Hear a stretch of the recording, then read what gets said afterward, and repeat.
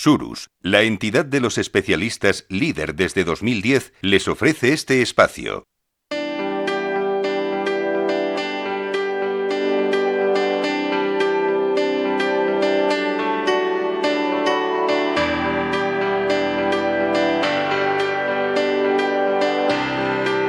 Capital, la bolsa y la vida, con Luis Vicente Muñoz. Y aquí estamos nuevamente en este tiempo, inspirado por Surus, hablando y conociendo esta materia informativa de alto valor para quienes son administradores, gestores en una empresa. Hablamos de las segundas oportunidades que todo el mundo debería merecer cuando ha atravesado un mal momento, si tiene capacidad de actuar bien, reponerse y buscar esa segunda oportunidad de hacer las cosas mejor y volver a crear riqueza, que es lo que hacen las empresas. Pues aquí están de nuevo en este programa con nosotros Alicia Tabanera, que es abogada del Departamento de Insolvencia de Surus. ¿Qué tal, Alicia? Buenos días. Buenos días, muy bien. Y Daniel Barrientos, el responsable del Departamento de Inmuebles de Surus. ¿Qué tal, Daniel? Buenos días. Muy bien, buenos días. Hoy nuestro invitado es un joven y brillante abogado, es Claudio Aguiló Casanova, es director del área concursal en Broseta Abogados, un despacho que también es referencia en este tipo de actividad concursal. Claudio, bienvenido, buenos días. Encantado, muy buenos días. Bueno, pues vamos a hablar de cosas útiles para los administradores y para los gestores también de las empresas. Vamos a hablar de la liquidación patrimonial, cuando hay que hacerla, a la preservación del valor empresarial, que puede sonar un poco contradictorio a primera vista, ¿no? Básicamente de las ventas de unidades productivas, ¿no? Que al final La venta es de el unidades medio productivas con el que intentamos salvar todas las compañías que finalmente se ven abocadas pues, a situaciones de liquidación. Para quien no sepa qué es una unidad productiva, una forma muy sencilla de explicárselo, ¿cuál sería? Mira, si nos vamos a la norma lo que nos dice es que es el conjunto precisamente de medios organizados para el ejercicio de una actividad económica, ¿vale? Pero si lo pasamos a palabras más mundanas, lo que podríamos decir es que una unidad productiva es un conjunto organizado de medios que lo que permiten es desarrollar una unidad económica de forma autónoma. Eso es para lo que sería realmente una unidad productiva. Lo que pasa es que sí que muchas veces surgen dudas de si a esta unidad productiva se le tiene que adscribir o no trabajadores. Sí. La realidad es que no. No hace falta que hayan trabajadores para que exista una unidad productiva. Pueden ser un conjunto de elementos sin necesidad de puestos de trabajo. Aunque es muy habitual que lleven trabajadores. Es claro, muy incluidos. habitual. ¿Cómo se organiza esa venta de unidad productiva? ¿Cómo es la mejor forma de organizar lo que tiene que contener la unidad productiva y en qué momento? Pues bien, mira, lo primero para delimitar una unidad productiva, lo que tenemos que hacer es definir cuáles son los bienes y derechos que al final van a formar parte de esa oferta para adquirir la unidad productiva, que no deja de ser más que el activo, y por otro lado también las obligaciones que en su caso se van a subrogar ese ofertante, como que contratos de trabajo si los hubiesen, o por ejemplo pues contratos con proveedores, distribuidores y demás. Entonces, la persona que delimita esta unidad productiva siempre va a ser o el administrador concursal, el propio ofertante o incluso el deudor. Os explico más o menos de una manera más práctica. Sí. Una vez tenemos nosotros la unidad productiva ya delimitada, lo que buscamos es el ofertante, buscamos la oferta.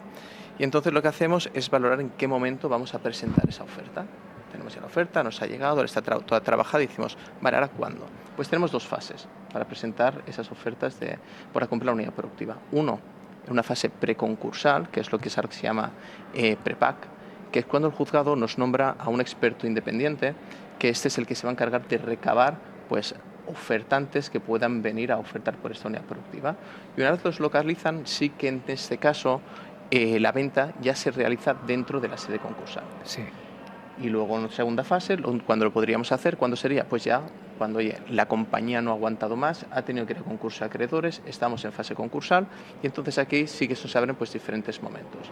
Puede ser en cualquier momento desde la tramitación del concurso, podría ser esta una de las veces, podría ser junto con la solicitud de concurso que se presenta la oferta para la compra de unidad productiva. Señalar que esta es la forma más habitual con la que nos encontramos, porque muchas veces ya viene todo bastante más trabajado. Durante la fase común también, que es la fase esta que está entre la declaración de concurso y la apertura de la fase de liquidación o de la fase de convenio. Y durante la fase de convenio también se podría presentar. Esta es una parte es una operación que se hace de forma muy poco habitual, porque al final el que oferta por esta unidad productiva lo que está haciendo es también asumiendo una parte del pasivo negociado dentro del convenio, con lo que no suele ser la más interesante para el adquirente. Claro. Y por último, durante propiamente lo que es la fase de liquidación. Básicamente serían esos 2 escenarios con estos 5 subpuntos. Que la fase de liquidación yo creo que sería como la última y la más como que ya ha dejado un poco el camino hecho y es como ya última instancia. Es la ¿no? última instancia, es la última oportunidad que tiene la empresa para realmente salvarse y poder continuar. Yo lo que veo, un poco dando un paso atrás de lo que estabas diciendo, tú ya estabas hablando de la oferta, cuándo es mejor presentarla, pero yo lo que veo complicado es el tema de delimitar el perímetro, porque dices que lo puede delimitar el administrador concursal, el deudor o el oferente. Sí. Claro, en ese caso el oferente puede tener unas necesidades distintas a lo que pueda tener a lo mejor el administrador concursal del deudor. O sea, cuando él te dice, oye, yo delimito mi unidad productiva o te presento una oferta por este trozo, pero a lo mejor no es lo que quieren. ¿Quién valida, digamos, ese perímetro que pueda presentar el oferente, por ejemplo? Para mí es la mejor manera que lo haga el propio oferente, porque ya sabemos que este oferente está trabajando precisamente para conseguir que esa unidad productiva, esa unidad de negocio autónoma independiente funcione. ¿Vale? Pero quien lo va a validar siempre va a ser el administrador concursal. Recibirá esa oferta, verá si esa unidad ese perímetro de unidad productiva que pretende adquirir coincide o no para poder tener una unidad de negocio, y en ese caso lo valorará de forma muy favorable, de tal manera que solicitará autorización al juzgado para la compra. ¿Y el potencial comprador no puede también ahí presionar para que sea de determinada manera la unidad productiva? Sí, pero se podría intentar, pero tenemos que tener claro que esos son procesos muy transparentes, ¿vale? Y un fallo en la transparencia del procedimiento nos puede llevar a la nulidad del mismo. Es decir, sí, siempre hay de más y de menos en las negociaciones, pero lo cierto es que... Claro, que nosotros nos hemos encontrado muchos problemas cuando hacemos la comercialización de una unidad productiva, porque claro, no es un proceso, nosotros tenemos la plataforma de subastas, pero claro, no es un proceso de subasta tan claro y tan evidente, no es como tú subastas un inmueble y sabes que es un inmueble, la gente puja en igualdad de condiciones, porque está claro, cuando es una unidad productiva, igual hay ofertas distintas que compiten con condiciones distintas, porque cada uno marca su perímetro, entonces ahí siempre dejamos un poquito de lado la subasta inicialmente y hacemos un proceso de presentación de ofertas, y luego ya si son todas de la misma forma, ya las ponemos a competir en una subasta, digamos, en fase 2 del proceso de comercialización. Pero ese es el problema por eso te decía, es el problema que nos encontramos, porque no es tan evidente delimitar ese perímetro y es complicado, hay muchos intereses cada uno, a lo mejor uno quiere una serie de máquinas o una serie de tal. Completamente cierto, Daniel. Pero hay que tener una cosa en cuenta, siempre va a ganar el que o bien más precio ponga o bien el que más trabajadores mantengan. Claro. Al final hay una regla de preferencia que es el 15%, es decir, es un poco discrecional que el juez puede optar por una oferta u otra con un diferencial del 15% en valor, dependiendo de cuántas obligaciones va a asumir uno con respecto del otro. Claro, sobre todo lo que dices, que la transparencia es lo primordial, porque Básico. si hay una nulidad de actuaciones, se retrotraen las actuaciones, volvemos a empezar y ahí jugarían los tiempos, que yo creo, Claudio, que aquí los tiempos también son importantes, ¿no? Son lo más importantes. Tenemos que partir de la idea que nunca va a haber ni un mejor momento ni una mejor opción para realizar este tipo de operaciones. Tenemos que imaginarnos que la empresa es como una empresa en crisis, es como un cubito de hielo. En cuanto empieza a correr el tiempo, el hielo se deshace y la compañía desaparece. Por ello, y eso es básicamente por una cosa, y es que cuando el mercado nos detecta que existen dificultades para esa empresa, todos los clientes, los proveedores y los acreedores empiezan a limitar su confianza con ella. Entonces, ¿qué nos pasa? Que tenemos que intentar que esto no trascienda mucho al mercado, porque si no, los clientes no nos van a anticipar en ningún momento, por miedo a perder el dinero anticipado, nada. Es más, mucho cliente cuando lo sabe deja de pagarnos. Los proveedores pasan a exigirnos todo pago al contado, cuando la compañía realmente está escasa de dinero. Los acreedores financieros, bancos, ¿qué nos harán? Ya no nos concederán nuevos créditos, y los que tengan seguramente o los cancelarán o intentarán disminuir los riesgos que han ellos asumido. Y por último, los acreedores públicos, ¿por qué optarán? Pues mira, optarán sobre todo por denegar aplazamientos y si tienen que darnos algunos, nos pedirán más privilegios. Así que cuando empieza a conjugarse todo esto, empieza a sucederse la tormenta perfecta, pues realmente para que la compañía vaya al desastre. Así que lo que creo que tenemos que hacer siempre, intentar mantener la confianza con todos los operadores, de la mejor o peor manera posible. Sí, ir de la mano, pero eso es difícil a veces. Sí. Nosotros hace poco hemos hecho una comercialización de una unidad productiva y por los tiempos, que es lo que comentabas, que siempre pues aprietan, al final tuvimos que hacer un proceso combinado de unidad productiva contra lotes, de liquidación de los lotes del inventario de manera individual, para que al final o una opción o la otra saliera lo antes posible. Y al final, aunque se sacó más por los lotes, se ha acabado adjudicando a la unidad productiva por lo que comentabas antes de que mantenía los puestos de trabajo. Claro, es que eso es muy importante y a efectos, oye, de mantener, que al final lo primordial de todo esto es mantener el tejido empresarial. Entonces, también a efectos mediáticos, incluso de cuando mantienes una empresa y la sacas del flote. Es así, es tal y como lo decís, pero siempre hay medidas intermedias. Porque nosotros lo que cuando nos aparece, sobre todo aquí en Broseta, cuando nos aparece algún tipo de asuntos de este tipo donde tenemos que correr, que es casi siempre hay que correr, y no tenemos casi tiempo para poder intentar, pues buscar realmente un buen ofertante. Claro. Lo que tenemos que intentar hacer es buscar a alguien que por lo menos tenga o no tenga interés, que normalmente tienen interés en adquirir esa unidad productiva, es firmar contratos de arrendamiento de industria. ¿Por qué? Porque con esos tipos de contrato son medidas intermedias en los que nos van a estar pagando toda la deuda que vamos a ir generando. Que este pago que hace le va a cuenta de precio o incluso es más precio.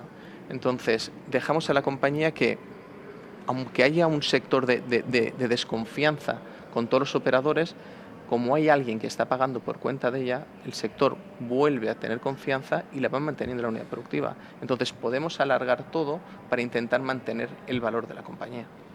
Claudio, casi una conclusión por vuestra experiencia en Broseta, por tu propia experiencia en el área concursal. ¿Qué errores más comunes son los que te llevan a un fracaso de una operación de venta de unidad productiva?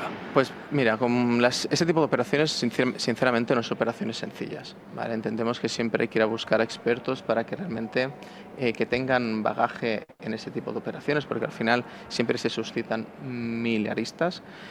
Y en mi opinión, lo que considero que siempre son o que pueden ser errores es al final una mala configuración del perímetro de la unidad productiva, porque al final el que viene a adquirir, que no sabe muy bien qué es lo que me voy a quedar o no me voy a quedar, esto puede entorpecer la operación. Luego no tratar también las garantías reales, porque imaginemos que se adjudican una unidad productiva donde hay activos que están garantizados por acreedores privilegiados especiales, es decir, por bancos que han puesto una hipoteca, no hemos negociado con ellos, se olvidan de esa unidad de incluirlos dentro de esa unidad productiva y luego se adjudican y ellos ejecutan esas garantías. ¿Qué nos va a pasar? Que va a volar todo. Y lo otro, como bien antes decía Alicia, sería pues no la falta de transparencia en los procesos, porque todo esto sí que nos puede llevar a que nos pidan la nulidad del procedimiento.